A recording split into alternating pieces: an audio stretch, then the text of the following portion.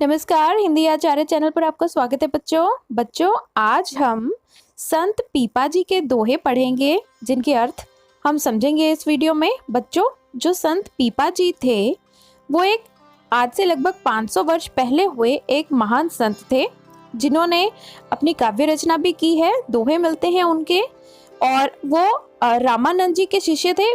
देखो बच्चों, जो रामानंद जी थे वो बहुत सारे ऐसे महान संत हैं भक्ति काल के जिनके गुरु थे। जैसे गुरु रविदास जी, उनके भी गुरु रामानंद जी माने जाते हैं। इसी तरह से पीपा जी भी हैं, वो भी कहते हैं कि रामानंद जी ही मेरे गुरु हैं। तो उन्होंने गुरु भक्ति के बारे में भी दोहे रचे हैं, उनके बारे में भी पढ़ेंगे। तो चलिए एक एक करके उनके दोहे पढ़ते हैं। सबसे पहला दोहा है, जो ब्रह्मंडे सोई पिंडे, जो खोजे सो पावे।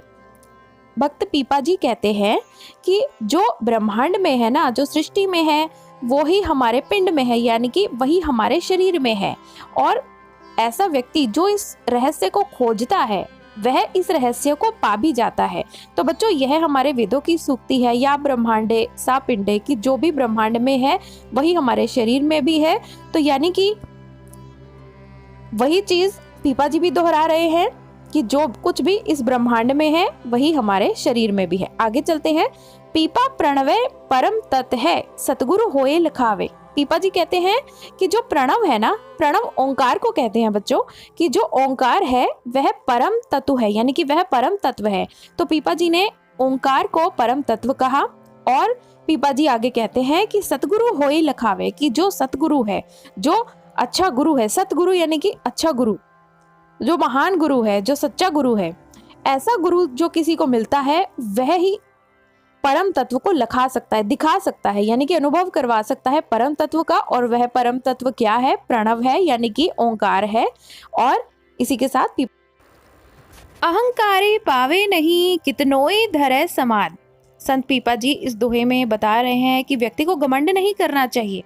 पीपा जी कहते हैं कि जो अहंकारी होता है ना, वह परमात्मा को नहीं पा सकता। अहंकारी पावे नहीं, कितनोई धरे समाधि, चाहे वह कितनी भी समाधि लगा ले, लेकिन जो अहंकारी व्यक्ति होता है वह परमात्मा को नहीं पा सकता है। आगे संत कहते हैं कि पीपा सहज पहुंचसी, साहिब रह घर साथ, कि जो व्यक्ति सहज रहता है, जो व्यक्ति सीधा साधा रहता है, जिसे कोई घमंड नहीं है, ऐसा व्यक्ति तो परमात्मा तक पहुंचसी, यानी कि वह तो परमात्मा तक पहुंच जाएगा। और साहिब रह घर साथ, यानी कि जो साहिब है, यानी कि परमात्मा है, वह तो उसके साथ ही रहते हैं। तो इस दोहे में पीपा जी कहना यह चाहते हैं कि हमें घमंड नहीं करना चाहिए, क्योंकि घमंडी व्यक्ति को परमात्मा की प्राप्ति नहीं होती है। आगे चलते हैं। सगुण मीठो खांड सो, निर्गुण कड़वो नीम। अब देखो बच्चों, जो संत पीपा जी हैं वो भक्ति काल के कवि हैं। और ये जो भक्ति काल के कवि हैं ना, अधिकतर जो कवि भक्ति काल के हैं, संत कवि, वो सगुण परमात्मा में मानते हैं, यानी कि परमात्मा जो है वह सगुण है। सगुण और निर्गुण का अर्थ एक बार समझ लेंगे। सगुण परमात्मा का अर्थ है कि ऐसा परमात्मा जिसके जो कि गुणों के साथ है, जैसे कि भगवान श्री राम, तो वो भी एक मनुष्य बनकर आए। तो हम, यानी कि भगवान विष्णु के जो अवतार है, जैसे भगवान राम है, भगवान कृष्ण है, तो हम उनको मानते हैं। और वे परमात्मा का सगुण रूप है, यानी कि गुणों के साथ, यानी कि वे भी एक मानव का शरीर लेकर आए और उन्होंने अपनी लीला की। तो हम इस तरह के परमात्मा को मानते हैं जो कि मानवों के बीच में आकर विचरता है। और निर्गुण कौन होता है? निर्गुण उस परमात्मा को कहते हैं जिसके अंदर कोई भी गुण नहीं है, जो कभी शरीर धारण नहीं करता, जो कि अकाल पुरुष है, जो कि ऐसा परमात्मा का रूप है जिसके बारे में हम सोच भी नहीं सकते। तो अधिकतर जो भक्ति काल के संत हैं वो निराकार परमात्मा की जगह साकार परमात्मा को अधिक महत्व देते हैं। तो वही अब इस दोहे में संत पीपा जी कह रहे हैं कि जो सगुण है ना, जो सगुण परमात्मा है वह तो खांड जैसा मीठा है, और जो निर्गुण परमात्मा है वह नीम जैसा कड़वा है।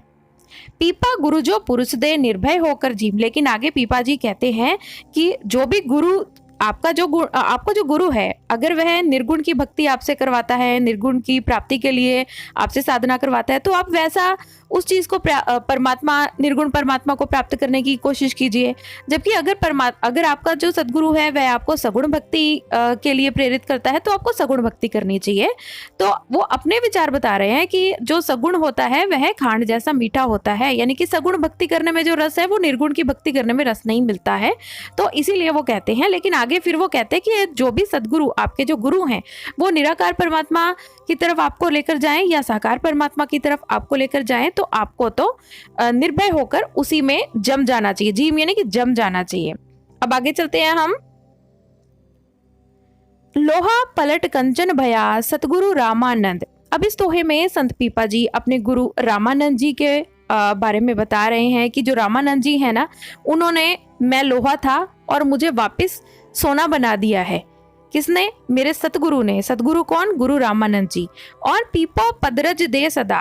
पीपा जी कहते हैं कि मुझे पदरज यानी कि आपके चरणों की धूल चाहिए, मुझे हमेशा आपके चरणों की धूल चाहिए, क्योंकि मिटया जगत का फंद। क्योंकि यह जो संसार का जो फंदा है, यह मेरे गुरु जी की कृपा की वजह से मैंने इस फंदे को हटा दिया है, मिटा दिया है इस जगत के फंदे को। इसीलिए मुझे पदरज चाहिए यानी कि चरणों की धूल चाहिए अपने गुरुजी की, क्योंकि मेरे गुरुजी ने मुझे लोहे से वापस कंचन यानी कि सोना बना दिया है।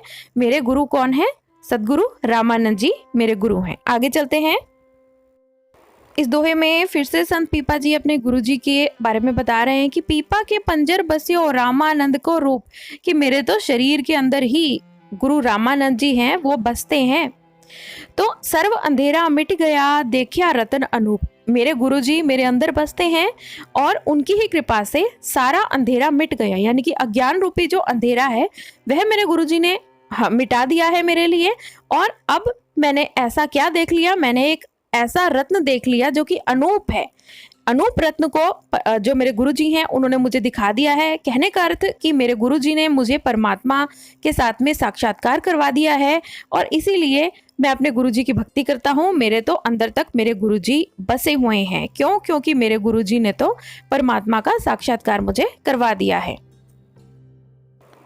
हाथा से उद्यम करें मुख सो उजरे राम। पीपा जी इस दोहे में कह रहे हैं कि एक व्यक्ति को हाथों से तो उद्यम करना चाहिए, मेहनत करनी चाहिए, परिश्रम करना चाहिए, और अपने मुख से परमात्मा भगवान श्री राम को की भक्ति कर रहे हैं ये, तो परमात्मा का नाम जो उच्चरो यानी कि उच्चारण करना चाहिए, यानी कि बोलना चाहिए। परमात्मा का नाम जपना चाहिए व्यक्ति को मुख से, और हाथों से क्या करना चाहिए? काम करते रहना चाहिए।